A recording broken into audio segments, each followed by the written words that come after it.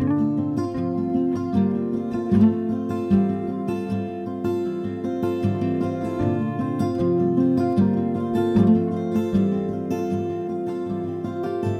to Hawthorne Valley's podcast, Roots to Renewal. We're so glad you're here. This episode features Hawthorne Valley Waldorf School Class of 2005 alumnus Eliot Livingston Wilson, the founder and design lead for FUTUR, a firm developing regenerative, affordable housing solutions.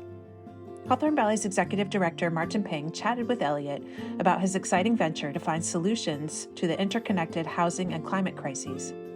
They also talked about his family's deeply rooted history in the Hudson Valley and the impact of that history and of Waldorf education on Eliot's chosen career path. Regenerative solutions have been the thread throughout Eliot's work in a range of interconnected fields, including carpentry, UX design, renewable energy systems development, and permaculture landscape design. He aims to realize a truly regenerative future through the development and implementation of holistic and technical innovations that maintain harmony with the earth. Our heartfelt thanks to Tierra Farm for their continued generous support of this podcast. As a family-owned manufacturer and distributor of organic dried fruits and nuts, Tierra Farm is proud to put the people they serve and the planet we share before all else.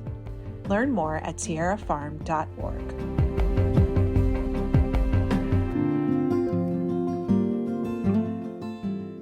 Good afternoon, Eliot. It is Hello, nice Mark. of you to, hello. Good of you to make some time in your day for this conversation. This is part of our Roots to Renewal podcast series. And I believe that this is a distinct episode in that I think you're the first Hawthorne Valley alumni that I'm speaking with. I might have to fact check that, and if it's not true, I'll edit this out. But I do think that this is the first chance we've had to speak with an alum of Hawthorne Valley Waldorf School, and I hope it's the first of many because our alums are a very interesting group of people. Well, So, thank you so go much. ahead.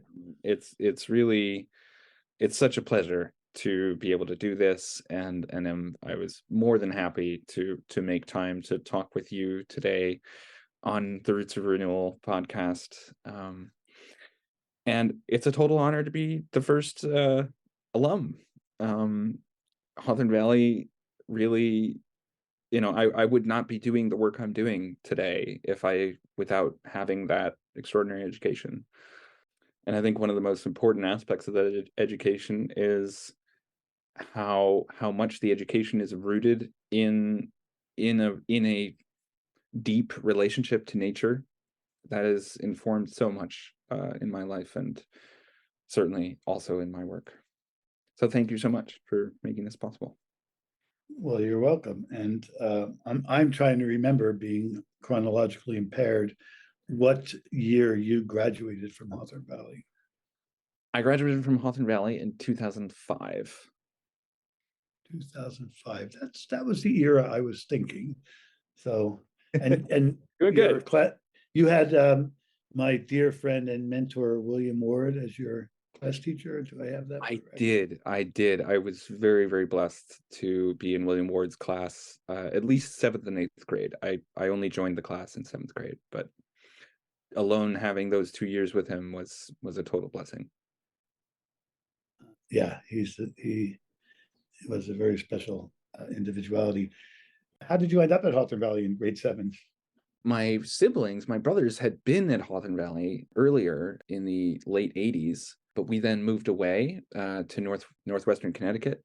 So actually, I started my Waldorf education at the Great Barrington School from kindergarten through 6th grade, and then we moved back to the Hudson Valley, which is really home, and I transferred to Hawthorne Valley. The story of how Mom found Waldorf education in the first place is kind of funny. She was looking for a wholesome loaf of bread and stumbled across the farm store.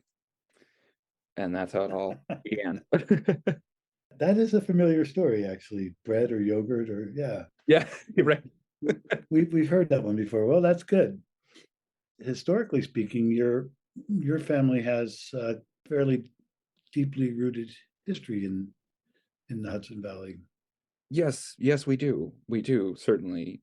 My family has been in the Hudson Valley since the 1600s, and that is a history that really roots me in this place, and I feel that very, very strongly. It's also a history that has some significant darkness also, and both aspects of that have greatly informed why I do what I do.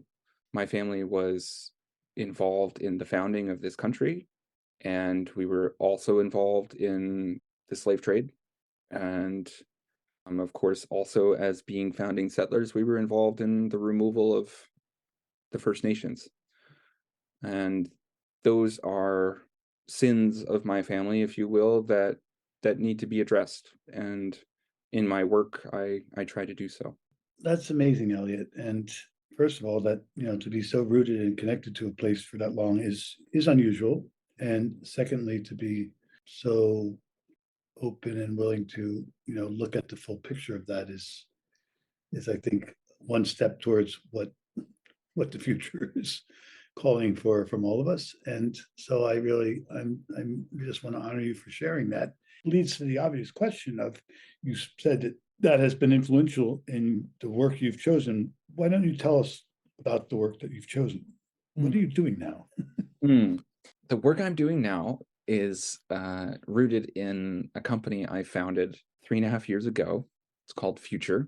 The seed of what FUTUR is doing today was sown in my senior year at Hawthorne Valley in the context of my senior project. That is such an extraordinary opportunity that Waldorf education offers, and something that I've been so grateful for, because it really did set a tone in many ways for my whole life. In 12th grade, I worked with a wonderful architect, and he mentored me to design an ecological home for my mother, for my family. That seed really began to take roots and actually informed my passion and studies and work ever since. So since 2005, I've been working on those questions of what is ecological housing, and most importantly, how do we make it accessible? So FUTUR is here to address those questions. We're a wonderful team of internationally based. Some of us are in Germany, some of us are in Brazil, most of us are here in the Hudson Valley.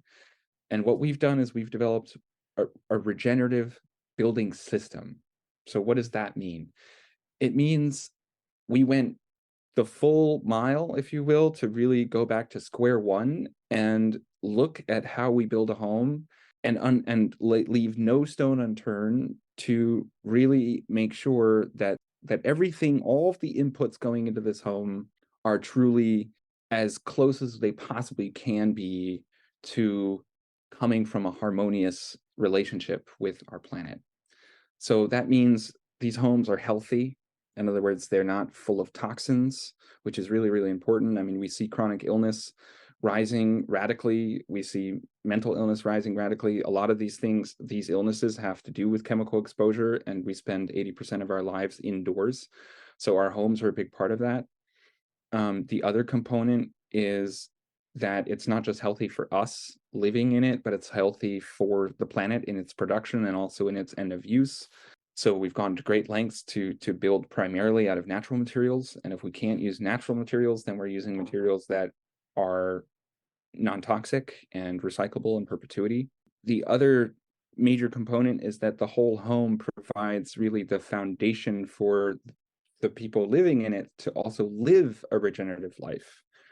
So it reduces your carbon footprint on day one by at least a third. That can be significantly increased depending on how you use it. Our homes are also never standalone. We always see them embedded in nature and in a permaculture landscape that provides nutrition and medicine, but also creates a microclimate around the home, assisting it in its passive heating and cooling.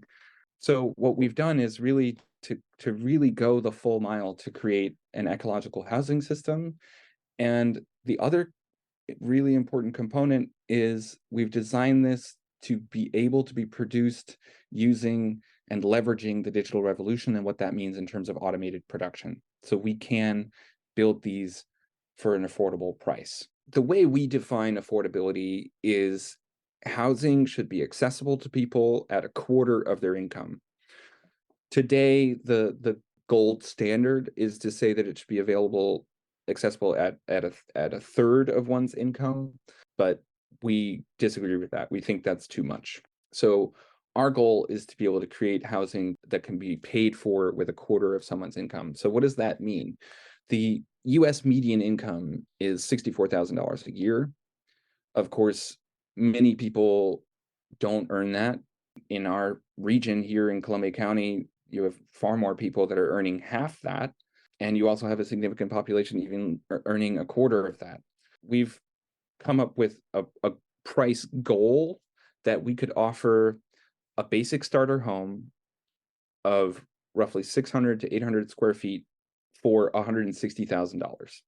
$160,000 is that number that someone earning $64,000 a year can pay off with a quarter of their income in 10 years. So hence, someone earning $32,000 a year could pay it off in 20 years, and someone earning below the poverty line at $16,000 could pay it off in 30 years. So that's our goal, is to make it that accessible.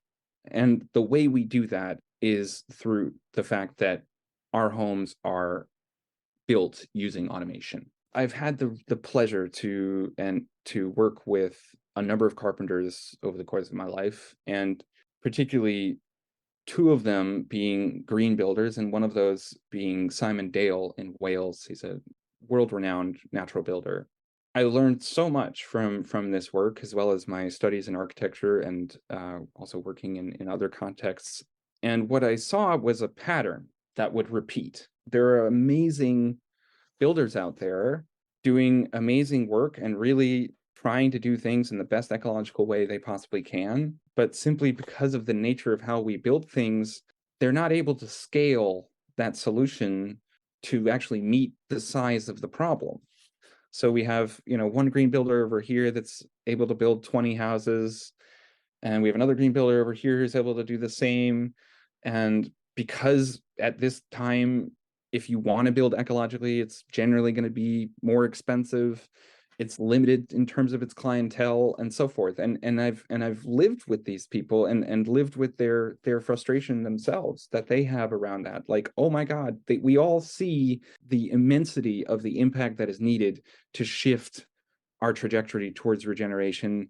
And there's been this frustration amongst this trade of natural builders of like, well, yeah, but it's not going to do anything unless we can scale it. So this was deeply inspiring to me. And that was the kind of nut that I sought out to try and crack. Like, okay, how can we apply this incredible knowledge and expertise in terms of natural building in ways that we can scale? And really, FUTUR would not have been possible to create. Technology was not there yet, but the technology is there now. And what I mean by technology is first and foremost software, what we're able to do on the computer in terms of design, but particularly how that software can speak to the machines that make it. And then, of course, the machines themselves. So we're talking about computer numeric controlled cutting machines that cut the frame in extraordinary precision and at very rapid speed that allow us to reduce labor costs significantly. That process then moves on to a robotic arm that can assemble these pieces and so forth. That is really what is kind of the game changer here, because it allows us to actually make the impact that really is necessary. I mean, what I'm hearing in that is some upfront capital investment in the software and hardware infrastructure. And that requires then, I'm presuming, square footage of space, conditioned space to do that work in. And how far along are you in setting that all up? Everything we've done so far on a tiny budget, and yet we've managed to do a whole lot with that. We already have a production facility, which is 5,000 square feet. We'll grow out of that pretty quickly, but that's in Hudson, New York, and we're very proud of that fact to be right in Hudson. For right now, as we're building the first prototype of this system, the CNC cutting we hire out to another firm to do that for us. But you're absolutely right. Yes, over the coming year, we want to gather the investors together so that we can actually set up our own automated facility at small scale. And then the next step is to then scale that as we move forward so that we can produce more and more and more of these homes, and hence provide people with a means to live a life far more in harmony with our planet.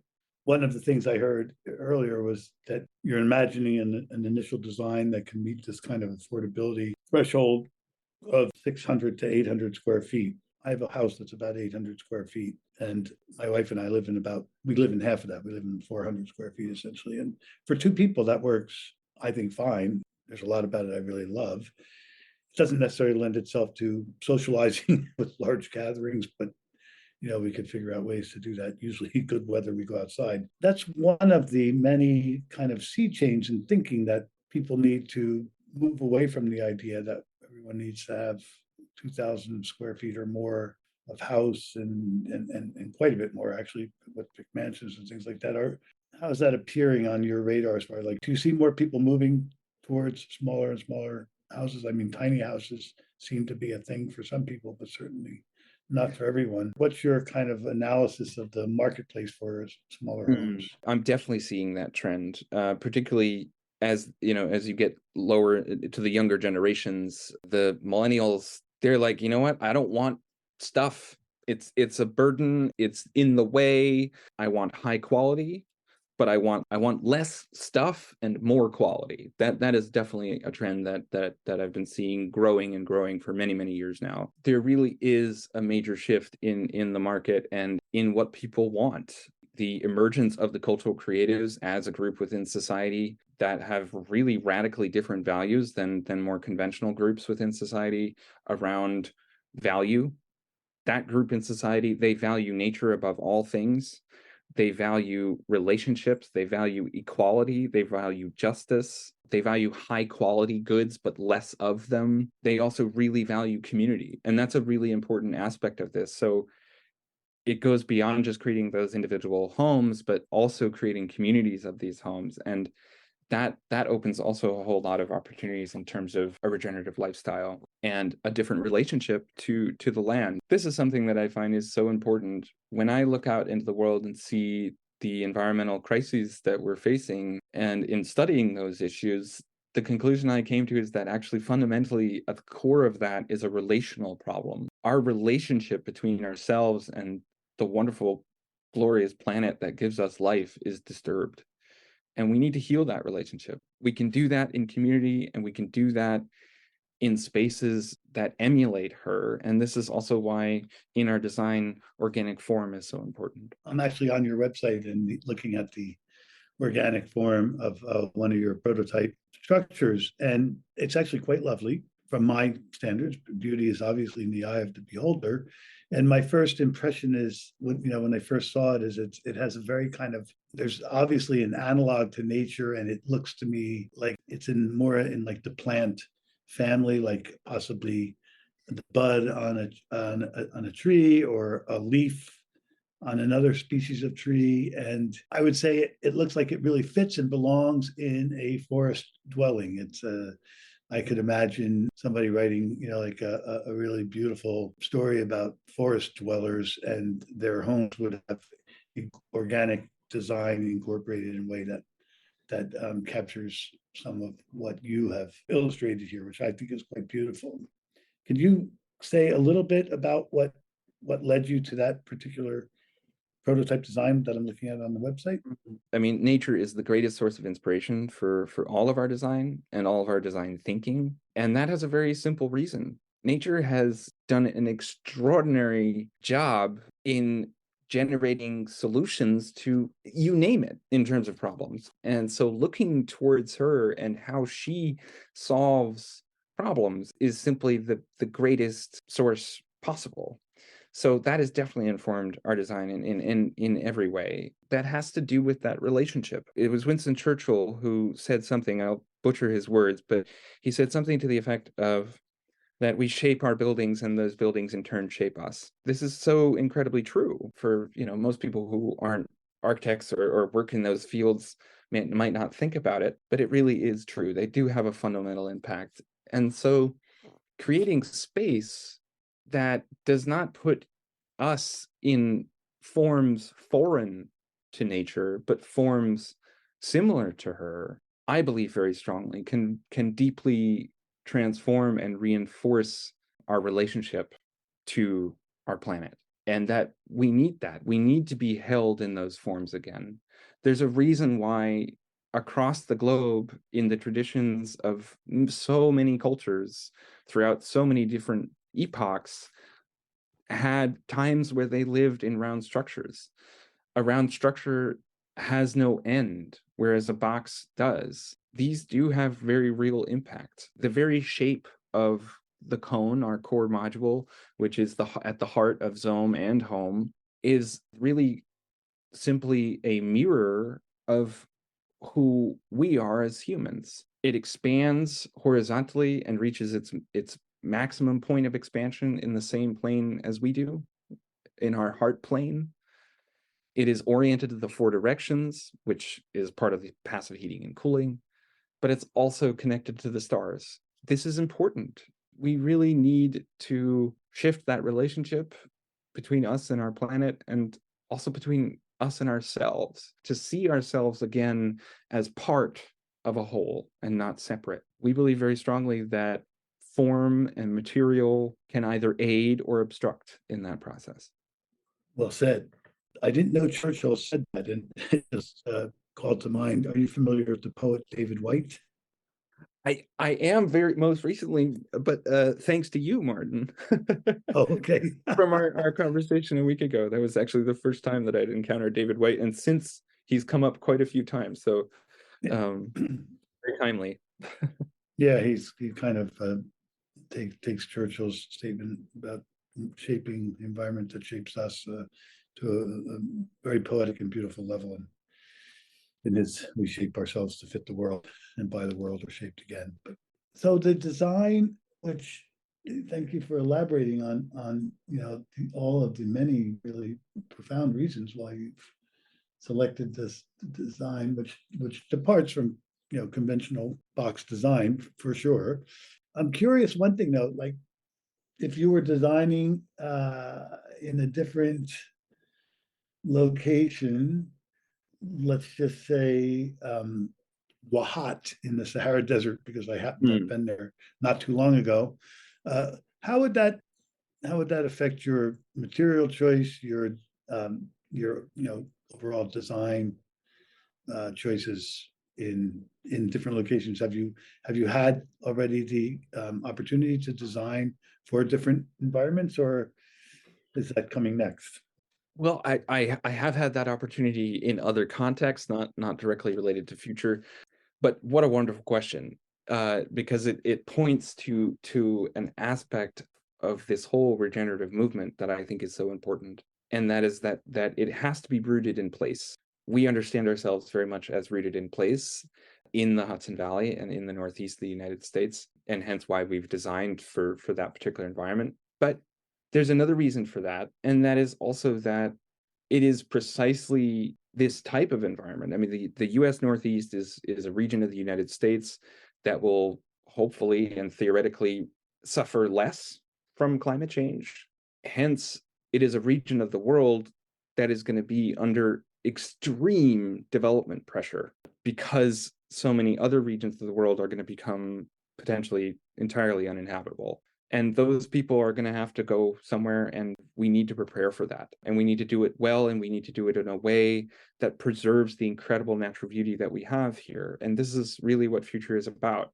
It's about transforming real estate development away from being a major part of the problem. Today, buildings and construction are responsible for 47% of carbon emissions, moving that away from extraction and destruction towards it being a force for regeneration, for reinforcing biodiversity, and so forth. To do so, that needs that rootedness in place. But as I said, these regions that are similar to the Northeast across the globe are the regions that will need to absorb the most population over the coming decades. That's a major reason why we chose to design for this particular type of climate and this particular type of scenario. If we were going to apply the principles of FUTUR to an area like the Sahara, yes, absolutely. Would that building look quite different? Yes, it would. Would there be certain elements of its form that would be similar, like the cone, because of its height differential is part of the cooling system. So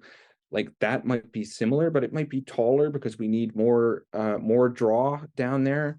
And of course the materials would be different, because there you don't have timber, you don't necessarily have lime either, but you have a lot of sand, of course, and there's also clay. And so yes, absolutely, it's very important to adapt design to the place where it's going to be put. You just mentioned lime as one of the materials, and I think that's I want to talk about that because I think the lime is one of the ingredients in the hempcrete, and I'm Yes. wondering if you could share a little bit more about hempcrete. Oh, I'd love to. Hempcrete, or hemp lime, is an absolutely phenomenal material. It was developed by the French for the purposes of historic preservation because it has much better qualities in its relationship to wood than cement. And it's an insulative material that also has significant mass. So it makes it really ideal for passive heating and cooling scenarios, which is absolutely what we're doing. It is non-toxic. It is recyclable, it's reusable, it is essentially fireproof, mold-proof, and pest-proof. But I think that actually the most important component is when you combine lime and hemp, the lime is alkaline, and so it actually petrifies the hemp embedded in it over time. And why is that important? That's important because an acre of hemp can absorb 20 times the amount of carbon than an acre of forest. And that carbon that gets absorbed, once it is then combined with the lime, is then permanently bonded. So the entire envelope of the home is a carbon bank. And that's fantastic. And that, of course, really helps in our goal of making sure that we have a zero carbon emission production process. It's a phenomenal material, and I'm so pleased that it's starting to take off in the United States. It's far more known in Europe and more widely used, but it is really starting to take off here.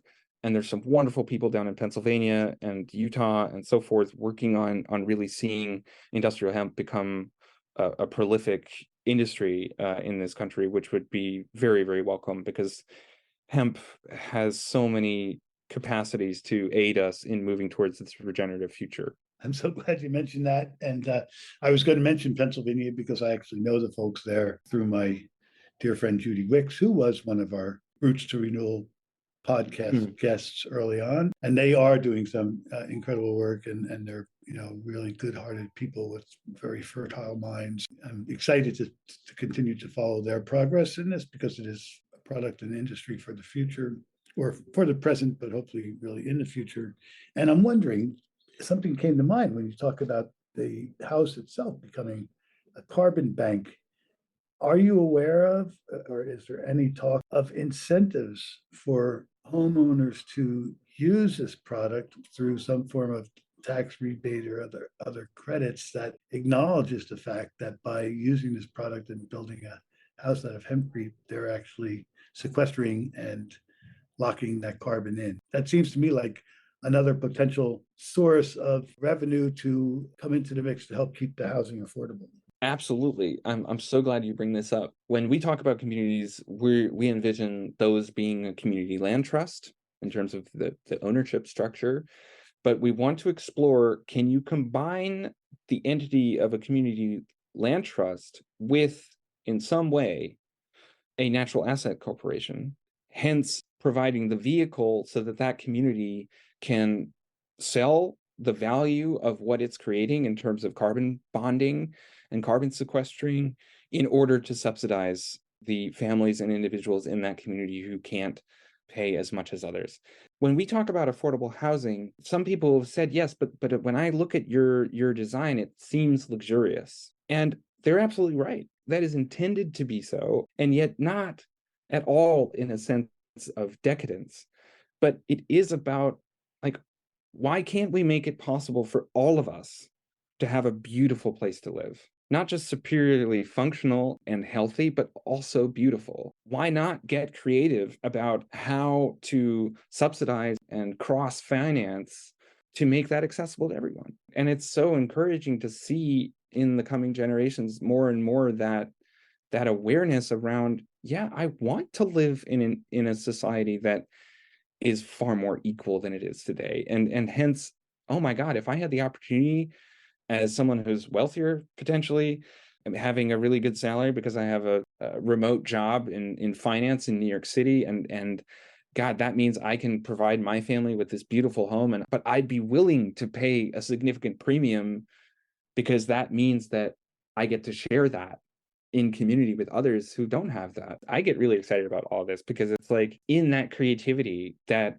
we can create synergies to really open up a world that is vastly improved than the one we have today. I think that I find so interesting and so ironic about the challenges we face, because if we actually step up and face them and acknowledge their immensity and complexity, what we find is that what they're demanding of us is that we step up our game in such a radical way that the quality of our collective lives, if we are able to pull this transition off to a regenerative future, will be vastly better than it is today.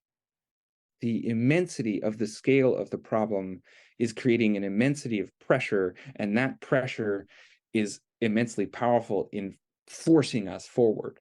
And the other thing that aids us deeply in that is that we're part of nature, we're part of life, and life wants to survive. That is the most powerful motive in the world.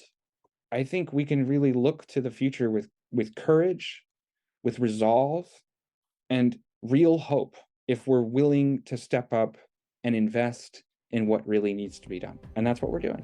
I've had the absolute privilege my whole life to look to a place like Hawthorne Valley to see as an example.